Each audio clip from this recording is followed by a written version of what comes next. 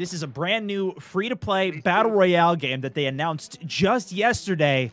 Oh yeah, and it also came out yesterday. A huge shout out to Apex Legends, also the sponsor of this video. Click the link in the description to download it now on PC, PlayStation, as well as the Xbox. I had a few hours to play this game at an event last week, talk to some of the developers, and get some inside information, which I think helped me going into this footage that you see here, which was from yesterday's live stream. So I wanted to put together this top 10 tips guide, but start from the beginner's perspective, because I know everybody out there is new. Some of these things may change over time, and you can keep an eye on the comments. And if you like this and want to see more tip videos from me over time, let me know and we can do that. Without further ado, my first point is there is no fall damage and no team damage. No matter how high up you go, whether it's on the loot ship, you redeploy, you're on top of a building and need to get down to save a teammate, jump straight off, there is no worry. In addition, if your team is pinned down, you have an ultimate ready, throw it in there. That raining death will only hit enemies. Same thing with toxic gas that might be used, stray bullets that might go into some of your teammates' heads. The most important thing is to keep your team alive or grab that banner if they do go down.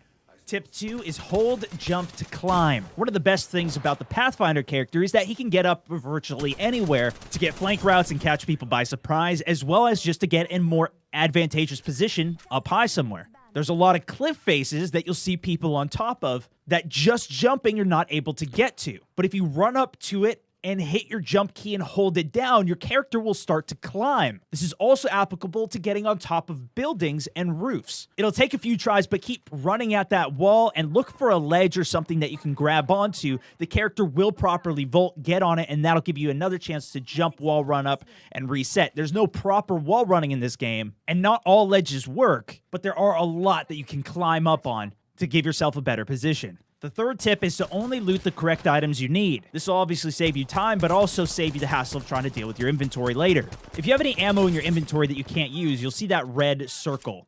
Drop it out of your inventory unless you're saving it for a specific gun you're trying to find, and it'll help open up your inventory. For heals, you have a small heal, full heal, as well as a small shield and full shield, with the Phoenix kit being full on both. Don't get too carried away carrying tons of meds, especially when you get big backpacks. And remember, these are also stackable, with those bars at the bottom of each item being how many of those items can stack on top of each other. If you're trying to open up some inventory, look to drop items that only have a few bars on it to maximize efficiency. Sticking with looting for one more, tip 4, when looting attachments, the UI that pops up will show you which gun they're going on if it is something that you can use. If not, it'll just go into your inventory, and unless you're saving it for a future gun you're going to pick up, shouldn't pick it up. In addition, if you're switching weapons and see one on the ground that you want to pick up, all of your attachments will auto-switch over, and on that UI that pops up, you'll see which attachments will fill the slots of the gun that you're picking up, taking anything that you're carrying and automatically putting it onto that gun. Coming in for tip 5 is to ping everything. We just talked about loot, so we'll start there. You can ping multiple things on the ground at one time, and if you don't need it and call it out, it'll prompt the right person to come pick it up. It also marks it in the top left minimap and shows in the feed in the top right of what it is. If you're playing and don't have a microphone or playing with somebody that doesn't have one, this can be incredibly helpful.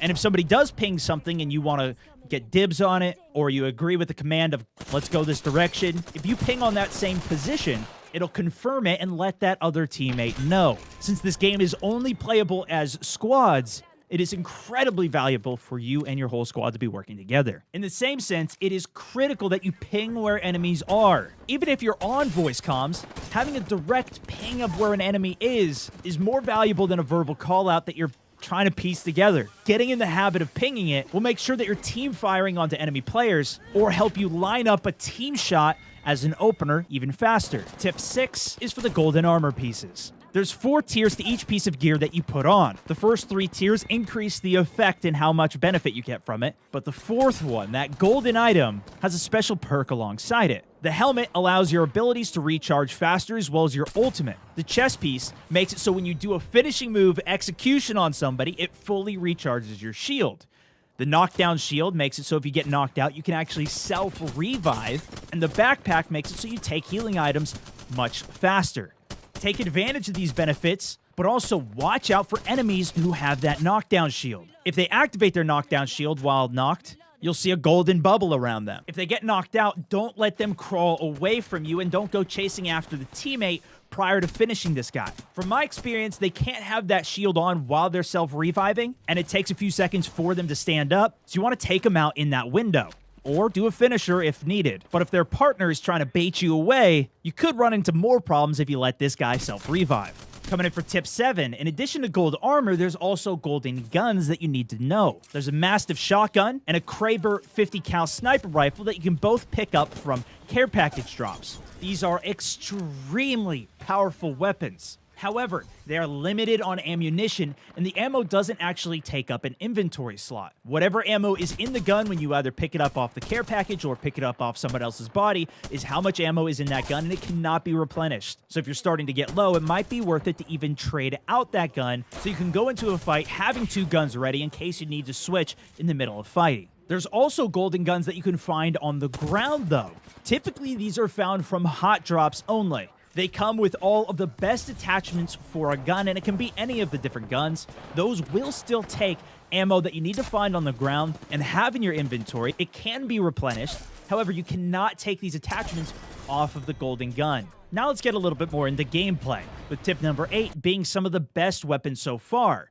Initially, balance is hard to figure out, but there are some guns, at least on day 2, that I think are a little easier to use, especially for a beginner. The gun I think currently is the best is the Peacekeeper shotgun. Compared to the shotgun pistol, it has 6 rounds rather than 3, and packs a much heavier punch than the auto shotgun. On top of that, if you get the choke for it, you can actually hold down your aim down sight button, tightening the spread of the gun over a 3-second period. That will then nearly one-shot somebody if you can be accurate enough. Your goal in this meta is to just not have to reload and be a sitting duck. The shotgun does so much damage, and you can pace your shots out that while somebody else is running away or trying to reload, you can out-damage them. And of course, it's a shotgun, so it's also much more forgiving if you're not completely on. My second recommendation is the LMG. Obviously, better for medium range. Can kind of get away with some pop fire long range, but if you do end up in a close range fight, the same mentality is there. You're not having to reload when somebody else with an 18-round SMG or assault rifle is. Even if you just need to get up close and barrel stuff from hip fire, you have so many more rounds in your magazine, especially if you get an extended mag for it, that you should be able to win the fights, especially if they go long. If you are insane at aiming, then it might be worth checking out something like the Wingman or the Longbow, which you can get increased headshot multiplier on with the right attachment, with incredibly high single-fire damage are some of the best options. Tip number 9 is for unique equipment that you'll find in this game called the Accelerant. This doesn't go into your heal slot or your equipment slot, but it's something you actually have to pull your inventory up to take. Many people I've seen just leave it in their inventory thinking that it's working in the background, but this is a one-time use item that will decrease the cooldown of your super by 20%. Depending on which character you're using and the situation, it's very dependent on when you want to use each of the supers. Except for Lifeline. She calls in a care package every time hers is ready, and her ability takes quite a while to recharge. It's important with her, as soon as that ability is ready, to call it in, so that way you can start getting your next one charging up. If everyone on the team gives these accelerants to Lifeline, she can call in more care packages for the team, especially if you don't have the extra inventory room to just carry these around for later in the game. You also often, at the end game, don't have a lot of extra time to just be taking these types of items. If you're in a top 3 situation and wipe out an enemy squad, you can bet that that other team is going to be immediately pressuring you. Funneling these over to Lifeline can help set you up for a good end game. Even if you don't have a Lifeline, though, just prioritizing these to the right member of your team can be a benefit. For example, Pathfinder has a very quick recharge on a zipline, and unless you're trying to get up to somewhere high or reposition quickly, it's better off in the hands of a Gibraltar who can call in an additional airstrike on an enemy team. And finally, tip number 10, play Central Zone. This is highly situational, but it is a good general rule of thumb. If you're not having to deal with the zones, it's one less thing to worry about. If you have a Pathfinder, you can also have him get to towers and determine where the next zone is by hacking in. Some of the very end game zones can move quite quickly, and being caught out having to heal and shoot is extremely bad to deal with. If you have a Caustic with you, it becomes even better. Get inside that final zone and start throwing your gas traps out early inside of buildings. That area denial will make the teams that are coming in late feel a lot more pressure. Plus, if you're there long enough, you'll get a recharge and can throw even more gas traps down. And if you get lucky enough, you get in the next zone, and those traps will still be applicable, and you can put even more down. While playing Central Zone does increase your odds, it doesn't necessarily guarantee it. So always be ready to adapt and pay attention to when those zones update so you can start making decisions. And if you do find yourself caught out of the zone, know that you can out-heal it quite easily. And you can even use it to get some great flank routes and drop on people in unexpected ways. If you found these tips helpful, give it a like, and if there's anything I missed, let us know in the comments down below so we can use this as a way to learn with each other on the game. Also, if you get any incredible clips in this game, send them in.